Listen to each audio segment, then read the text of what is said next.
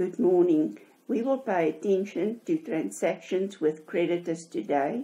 We've already dealt with credit purchases that was recorded in the creditors journal and returns to creditors that was recorded in the creditors allowances journal. So today we will look at payment of account when we issue a check to pay our creditor. When the account of a creditor is paid, a check is issued. The amount on the check and the discount, so both the payment and the discount, because you settled in time, will decrease the creditor. So we will owe less money because our liabilities will decrease. First of all, we will record this check in the cash payments journal, and we will record the number on the checks to show which checks was issued to which creditor, the name of the creditor. In the bank column, you will record the amount that's written on the check, so that's the total amount. In the discount column, we will enter the amount that we received as discount. And in the creditors column, we will add the check amount plus the discount amount together to see what is the total amount that must reduce my creditors. So the 2,700 plus the 300 will reduce the creditors with 3,000 Rand. 1,800 plus 180 will reduce the creditors with 1,980. On a daily basis, we will record the entries in our creditors ledger. So in the previous two exercises, we've already recorded purchases on credit and we recorded the purchases returns. When we record this payment, we will show that a check was issued, so the check and the number must appear in the creditors ledger. We transfer the information from the cash payments journal. A creditor is a liability that increases on the credit side, decreases on the debit side. So we will debit the account to reduce the amount that we owe to the creditor. So 5,000 minus 2,700 will give me 2,300. Then I will also record the discounts. I will show on this check 112, we received 300 Rand discount. The 300 Rand will reduce the balance, so 2,300 minus 300, and now our outstanding debt is 2,000. For Hatfield Traders, we also issued a check for 1,800, so we will decrease our debt on the debit side. 3,400 minus the 1,800 gives me 1,600. And then we will also record the 180 Rand discount that we received on this check number 113.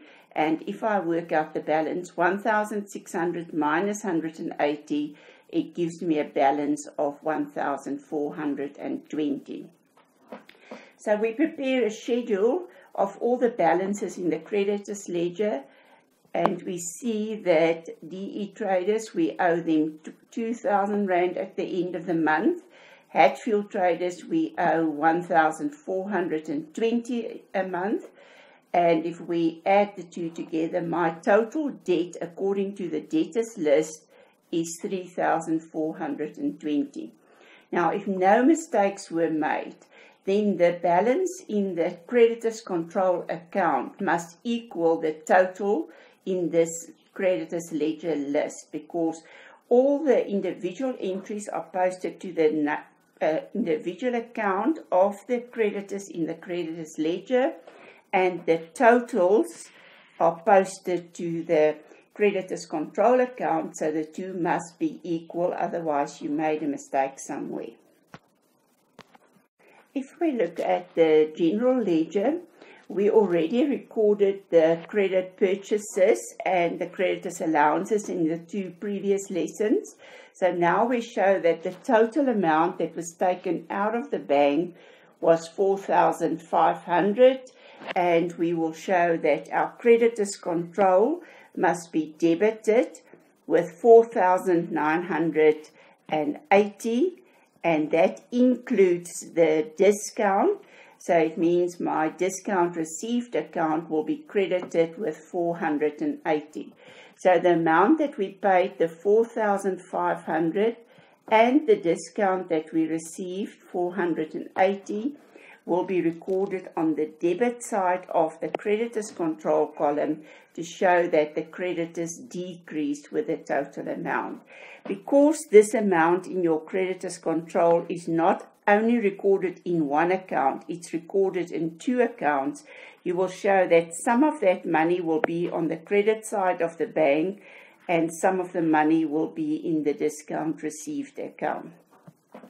Then I balance my creditors control account, so I add up the credit side, subtract the debit side, and determine what is the difference between the debit and the credit side, and I bring down that balance 3420. And if we go back to the schedule, what did we see there? That the creditors ledger has a total of 3420.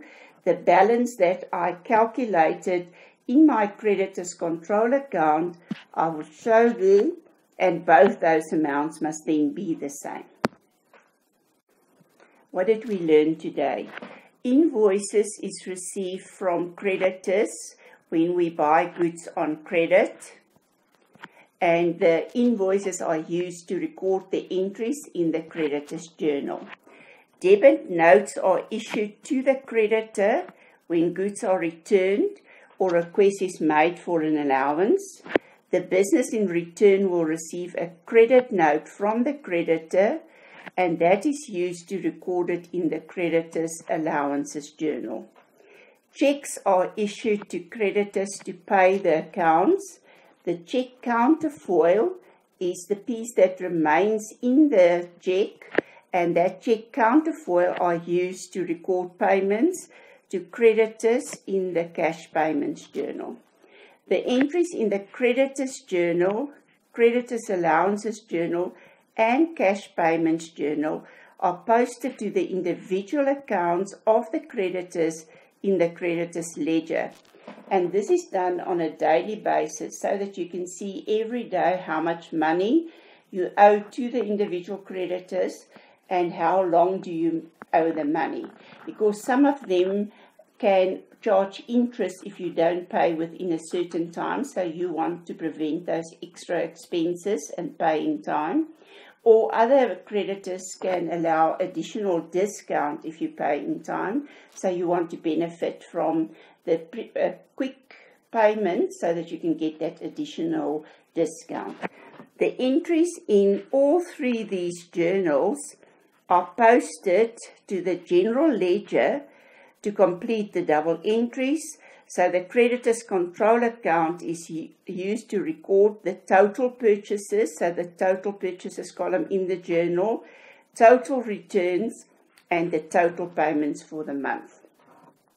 The total of all the outstanding amounts in the creditors ledger must equal the balance in the creditors control account. If they don't equal, it means that you made a mistake somewhere and you will have to go and find the mistake. So that is why we call it a creditors control account, because it controls all the entries that was completed in the creditors ledger.